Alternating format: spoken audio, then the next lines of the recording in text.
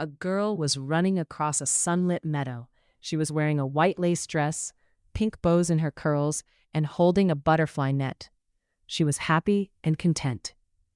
And then, on a large green burdock leaf, she saw a huge toad covered in warts. "What a disgusting toad," the girl said with disgust.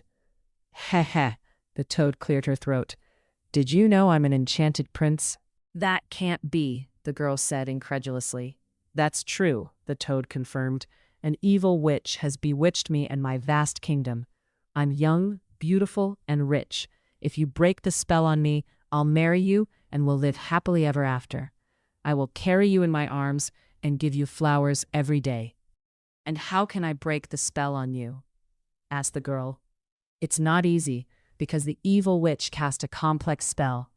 You must take me home, sleep in your soft bed, and kiss me every day, feed me with a spoon, and take me out for walks, and then everything will happen. One morning you will see not a vile toad, but a handsome prince, and your life will become happy and serene." The girl listened to the toad, enchanted. She looked at his wart-covered skin, his huge bulging eyes, and the narrow slit of his mouth, but saw a tall, stately man with a shock of black hair and a sly, squinting green eye. She saw herself next to him, in a fluffy white dress in a beautiful castle, hearing words of love. Overcoming her disgust, the girl knelt down, placed Toad in the hem of her dress, and carried him home. From that day on, the girl's life changed. She no longer ran around the sunny meadow chasing butterflies, nor sang nor had fun. She looked after Toad. Toad turned out to be very capricious. She demanded croissants for breakfast and spaghetti with bechamel sauce for dinner. She wanted to sleep in the girl's bed. She also left slime marks on the floor and bed, and the girl had to constantly mop the floors and wash the linens. She stopped tying bows and wearing her pretty lace dress. Her hands turned red and hurt terribly from washing. And Toad remained a big, nasty toad and never transformed into that handsome prince. Sometimes the girl looked at her and really wanted to throw her out of her house so she could live as before, but she was afraid of making a mistake. What if there was very little time left? What if tomorrow she woke up and saw next to her not a vile amphibian, but a green-eyed brunette? Several months passed. Few would have recognized the once cheerful and carefree girl in this harassed, scruffy creature. Now the toad was in charge. And the girl only served her and did the dirty work around the house. One day the toad yelled at her for taking too long to bring her lunch. The girl left the house and burst into tears. She sat on the porch, sobbing bitterly. A bird, singing on a branch, saw her. "Why are you crying?" the bird asked her. "There's a vile toad living in my house who yells at me. All day long, I wash, clean, and cook for her.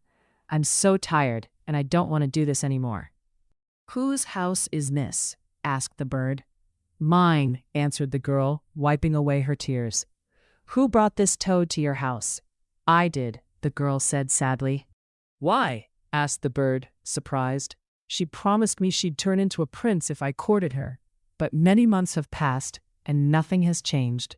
"Then why don't you throw the toad out of the house?"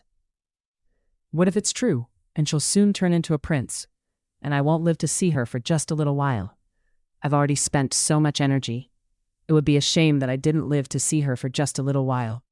"What if you spend your whole life courting a toad who will never turn into a prince?" "If only I knew for sure. Shouldn't I go to the old witch who lives beyond the forest? She's old and wise.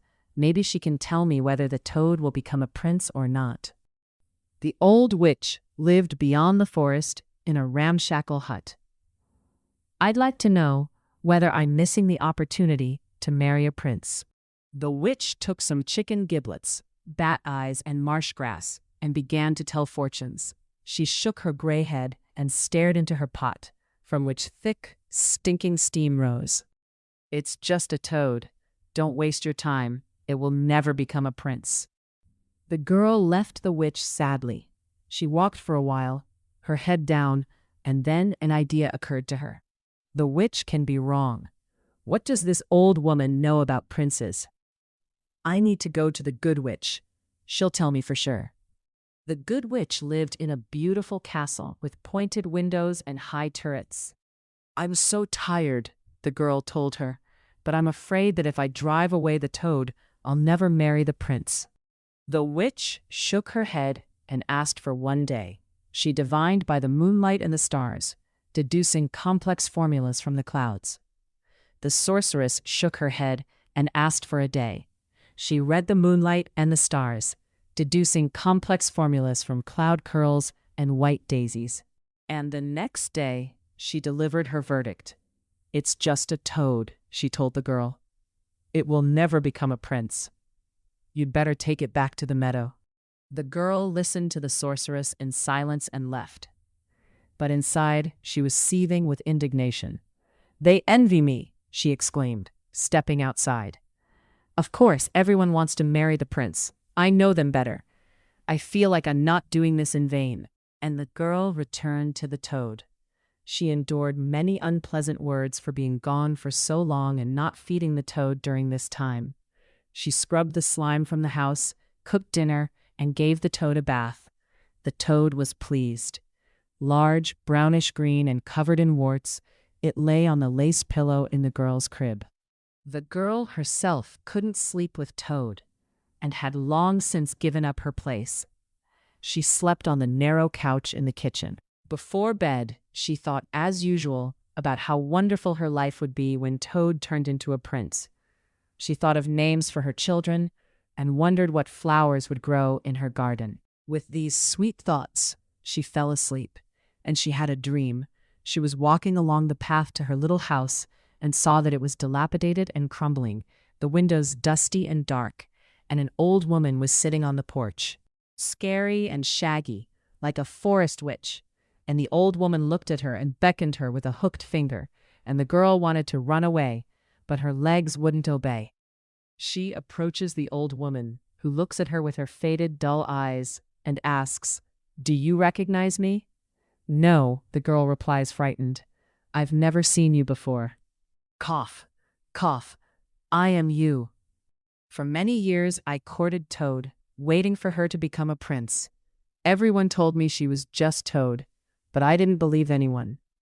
I really wanted to marry a prince, and I was terrified that if I drove Toad away, it would never happen. So many years passed, and yesterday Toad died. Simply died of old age, and I cried for a long time about what would never happen again, about my life, which I spent courting her. I cried about growing old and no longer being able to run across the meadow and catch butterflies as I once did, and about the prince I would never marry. Look at me, look at me, the old woman began to scream. I am your future. No, no, the girl screamed. She wanted to run, but her legs wouldn't obey her, and she only covered her eyes with her hands and screamed, "No, no." You're keeping me awake, she heard a creaky voice. She opened her eyes and saw that she was asleep on the couch, and Toad was sitting on the floor, looking at her.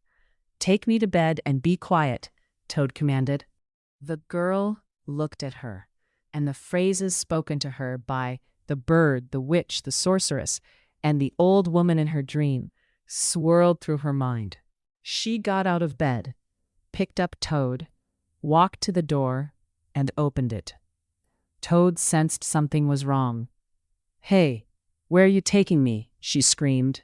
The girl opened the door, swung her arm wide, and threw Toad as far as she could. Go away, she screamed, and don't come back. I'll never feed you or put you in my bed again. This is my home, and I'll do what I like. I'll run through the meadow again, catch butterflies, and enjoy life. I don't believe your promises. You're just a toad. She closed the door and smiled for the first time in months.